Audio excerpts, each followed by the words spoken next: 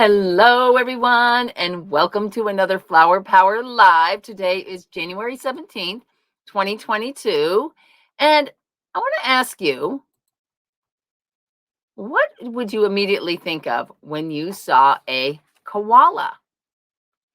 Cute and cuddly, lives in Australia, knows a few things about it. But what you should probably be thinking is, wow, that koala is actually awake? Because koalas who love to eat eucalyptus, our plant of the day, our plant of the week, they the eucalyptus actually has very few nutrients in it.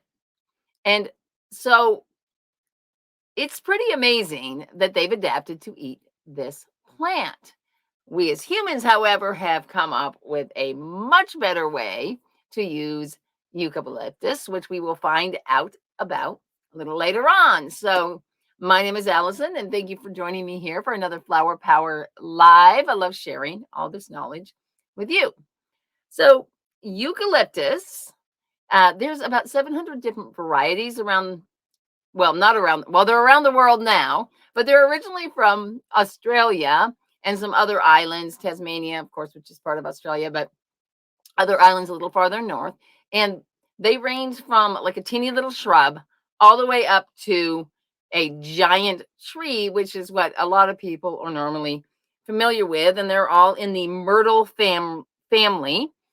They grow in, for the United States, it would be zones kind of like 7 to 11. And so they have been used a lot in landscaping. And in particular, they've been, particularly the trees, have been brought in here to the United States. And while eucalyptus is also used in the floral industry, it's like this. Hold on, I gotta get rid of my slide here.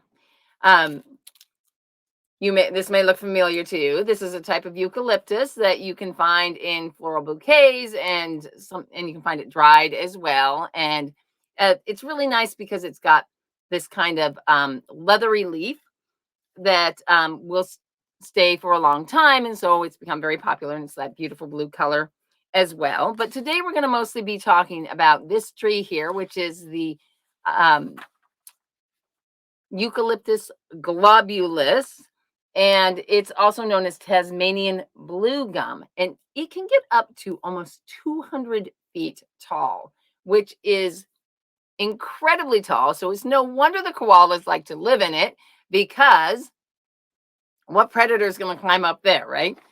That is a safe place for them to live. Now, as I mentioned with the other eucalyptus, one of the main appeals about it from a landscaping perspective is that it is drought tolerant, just based on, the environment where it is native.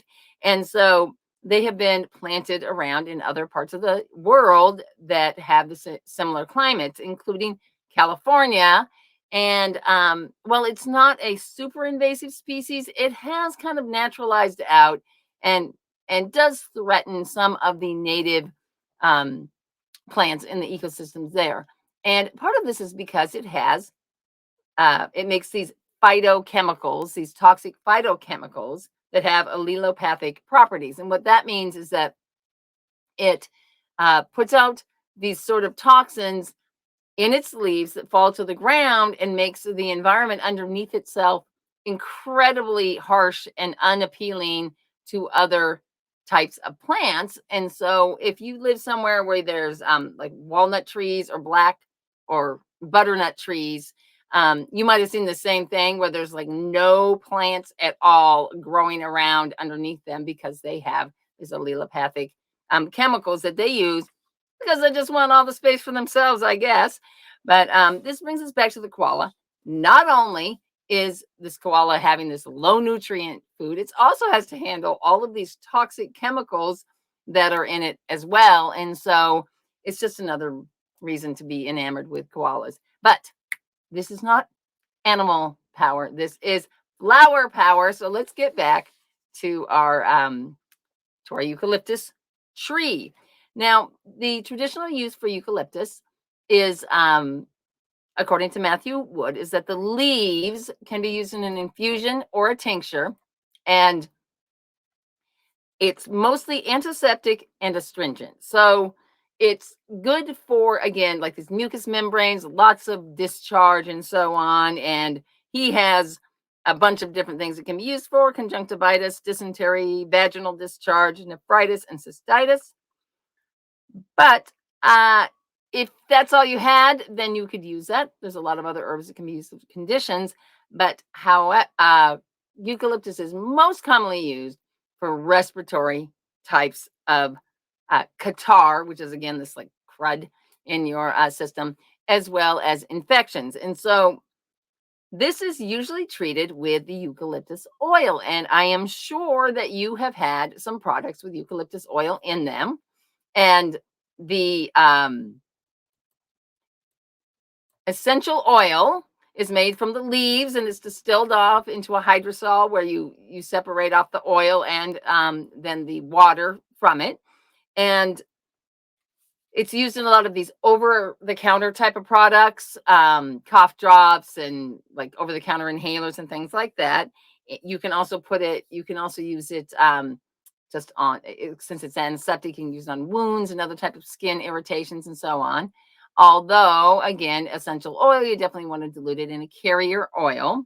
And it can be used in an emergency to help clear the airways in the case of an asthma attack. Don't go getting rid of your inhaler if you have asthma. And but in the case of an emergency, if you didn't have an inhaler, this would be something that could help. Well, I don't know whether the eucalyptus and the pharmaceutical, like the albuterol or whatever you might use, have any kind of interactions. It can happen. And so make sure you're going to consult your doctor before you decide to replace your inhaler with eucalyptus. It's also advisable to just be wary about using it on young children. One web provider I saw said that you would want to keep 10 and older is what he recommended. So now I definitely use this oil whenever I have a stuffy nose or any kind of respiratory thing. And it's usually used by just putting it, you can either inhale it just directly out of the little vial, or you can put it into steam with some other herbs or other essential oils if you wanted to. And let me see here. Huh. What's next?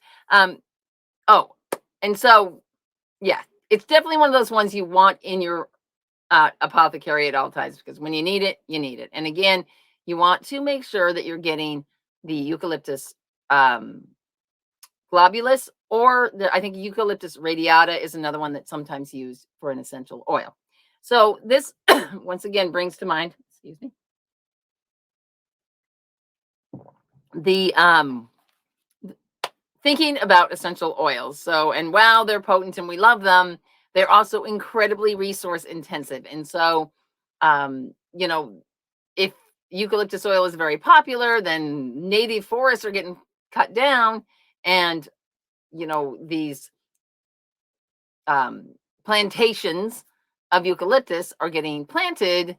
And so we can have a lot of disruption to the ecosystem. It's not just eucalyptus. It can happen with other types of plants that are being intensively grown, because it's like what is it? Hundreds of pounds of plant material to make 1 ounce of this essential oil. So just bear in mind that you want to, wherever you're sourcing your oils, make sure that they're ecologically sustainable. And any responsible oil maker will have that information on their website. You can do the little bit of research, which kind of brings us to one of the themes that we'll get into in a little bit with the card, which is that integrity is important. Just knowing the truth about things is really important. So just make sure you are checking that out. Now, eucalyptus essential oils can also help us with some of our mental capabilities as well. And so eucalyptus helps with improving your concentration, which is probably partly from just like getting more air to your brain, right?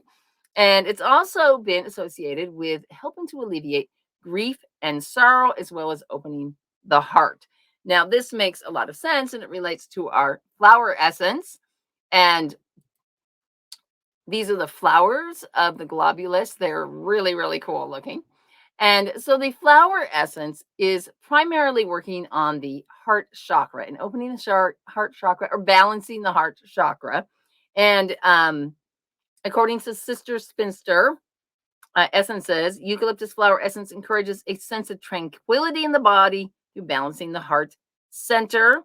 It can be very good for helping with traumatic situations and kind of releasing that. It can be for people that, even people that live in the city and they've got like kind of that just what I call background stress going on all the time because of the noise and the safety issues and so on. So it just helps your circulatory system open up more, as well as it can be used because it's opening the heart. It can be used for situations where you need to be doing some negotiating in your relationships, marriage, or other type of relationships as well. And the reason why it works is because it helps you to kind of understand the other person's position. So our card for today is from the Herbcrafter Tarot. Let me make this bigger so you can see it. And the words that come with this card are this: trust in reason, do not be swayed by popular opinion, respond with integrity. And so today, of course, as you probably all know, here in the United States, it is Martin Luther King Jr. today. And it really struck me how these words related so much to his way of being in the world. And he trusted in reason.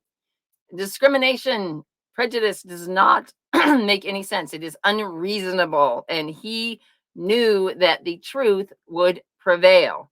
He was not swayed by popular opinion. How long would he have lasted if he had let that get to him? He kept going regardless of what he knew was very unpopular. People did not want things to change, and he kept going anyway, and thankfully he did. Millions of people, I mean, our whole world shifted thanks to the work that he did. And he also responded with integrity. Like, he never lowered himself to the haters. He always just walked proud and tall. He had presence. And so I just thought this, what a perfect sort of card to go with today's celebration that we have today. So this week, you can ask yourself, how can I maybe be a little more, uh, examine my own integrity? And one of the things on the card brings up is about acting ethically, whether or not anyone even knows that you are. So we're talking about the ethics of preparing medicine. We're talking about the ethics of, managing ecosystems and things like that. So you can ask yourself, how can I bring some of this integrity and ethics? How can I, you know, be more the kind of person that Martin Luther King Jr. was, supporting? Yeah, that doesn't mean you have to go out and support a cause, but it just means, like, internally, when no one's watching, what kind of person are you? And are you aligned with that? Are your actions aligned with the kind of person that you are inside? So that is our message today from Eucalyptus. It's middle of winter here in New Hampshire. We had some really cold weather the last few days. And so there was no way I was going to be able to bring anything inside. So I figured, why not go down to Australia where everything is sunny? They're in the middle of summer right now. So thanks for joining me. I look forward to seeing you next week. If you're watching this on YouTube, be sure to like my channel and give me a like on this video. And if you are watching this on Facebook, put down below, like, do some of these ideas ring true to you? And have you ever used eucalyptus in your own self-care? So thanks everybody for joining me, and I'll see you all next Monday for another Flower Power Live. Take care.